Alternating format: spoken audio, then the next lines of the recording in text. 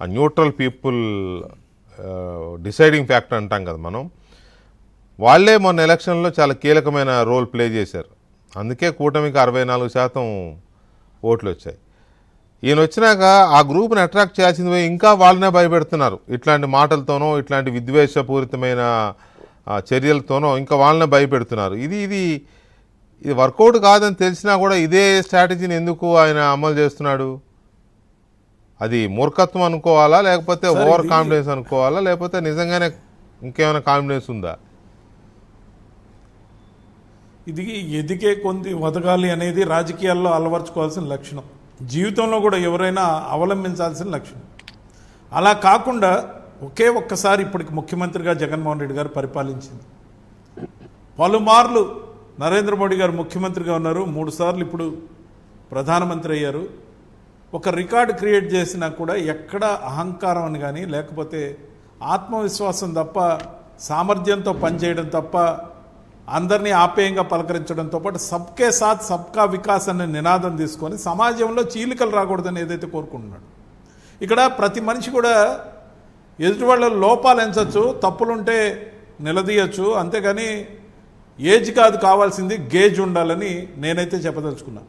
ఎందుకంటే చంద్రబాబు నాయుడు గారు 4వసారి ముఖ్యమంత్రి అయ్యారు. 1వసారి కాదు, 2వసారి కాదు, 3వసారి కాదు, 4వసారి ఆంధ్రప్రదేశ్కి 4 సార్లు ముఖ్యమంత్రి అయిన చరిత్ర గతంలో ఏ ముఖ్యమంత్రికి లేదు. మరి ఇది రికార్డు కాదా? ఏజీ అని గేజ్ లేకుండా, సామర్థ్యం లేకుండా, ఎవరో ఇచ్చిన స్క్రిప్ట్తో ఏదో ఒకటి మాట్లాడుతూ ఈవెంట్లో పార్టిసిపేట్ చేయడానికి మాత్రమే తళుకుమని తర్వాత రోజు వెళ్ళిపోతే బెంగళూరుకి, ఇది ఎంతవరకు కరెక్ట్? ఏ ఏజీ అనేది కాదు ముఖ్యం, ఏ స్క్రిప్ట్ ఇచ్చారు, ఆ స్క్రిప్ట్లో ఉన్న అంశాలేంటి, ఈ స్క్రిప్ట్ రాసిన పనికిమాలినోడు నన్ను తప్పుదారిలో నడిపిస్తున్నాడా లేదా, ఆ సకలం చూసేవాడు సర్వనాశనం అనుకున్నాడా, లేకపోతే సర్ది పెట్టడానికి ఉన్నాడా, లేకపోతే సామాన్ సర్దుకోమంటున్నాడా? ముఖ్యంగా అసలు ఈ పార్టీ నాదా కాదా?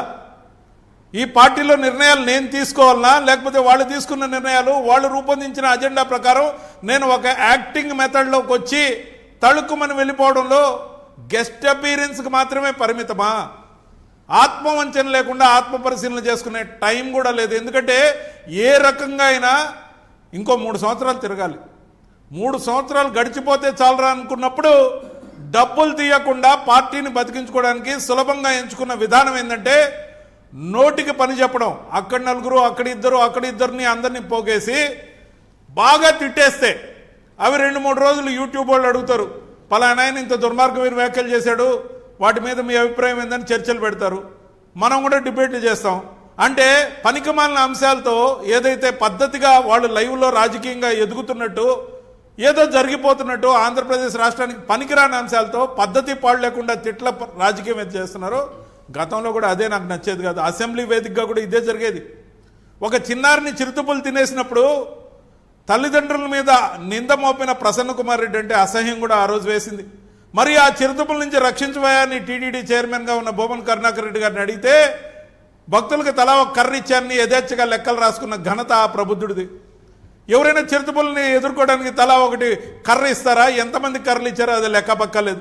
ఇలాంటి అనేకం గతంలో ఉన్నప్పుడు నచ్చని అంశాలు, ముఖ్యంగా ఎవరైతే యూట్యూబ్ స్టార్స్ ఉన్నారో వీళ్ళు పోర్న్ స్టార్స్ కన్నా ప్రమాదం సార్.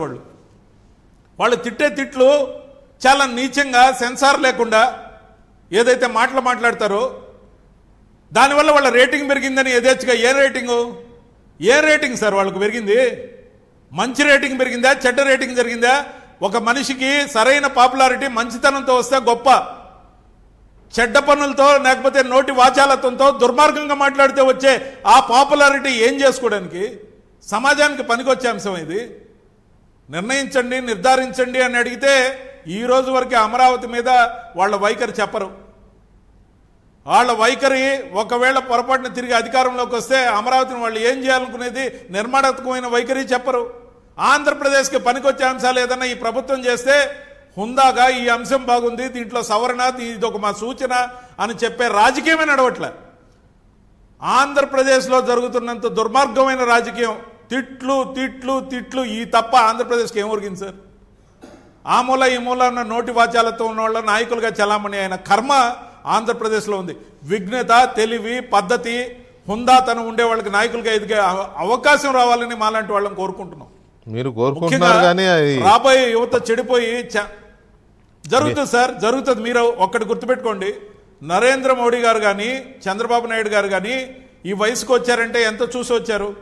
దేశాన్ని అగ్రపథంలో నడుపుతూ ప్రపంచవ్యాప్తంగా నరేంద్ర మోడీ గారు పొందుతున్న గౌరవం కానీ దేశాన్ని ప్రబలమైన ఆర్థిక శక్తిగా నిజమే కానీ అది ఏదో ఒక పార్టీ రెండు పార్టీలు అనుకుంటే అయ్యేది కాదు కదా. మొత్తం వ్యవస్థలు అనుకోవాలి, ప్రజలతో సహా అనుకోవాలి. ఖచ్చితంగా ఉంటది, ఖచ్చితంగా ఉంటది. దేశం అంతా కూడా పరిపాలిస్తున్న 22 రాష్ట్రాల్లో ఉన్న అధికారంలో ఉన్న బీజేపీ, కూటమి పార్టీలతో 6 రాష్ట్రాల్లో అధికారంలో ఉన్న బీజేపీ ఏ ఒక్క కూటమి పార్టీని డిచ్ చేయకుండా, అంటే వాళ్ళని ఏమార్చి దూరం అవ్వకుండా బీజేపీకి ఉన్న కట్టుబాటు, బీజేపీ ఎవరైతే పొత్తు పెట్టుకుంటుందో వాళ్ళని విడిపడకుండా కలిసి ఉండే తత్వం, ఇవన్నీ కూడా కూటమిగా ఆంధ్రప్రదేశ్ ప్రగతికి ముఖ్యంగా పరుగులు తీస్తుంది, అభివృద్ధి అని చెప్పడంలో ఎటువంటి సందేహం లేదు.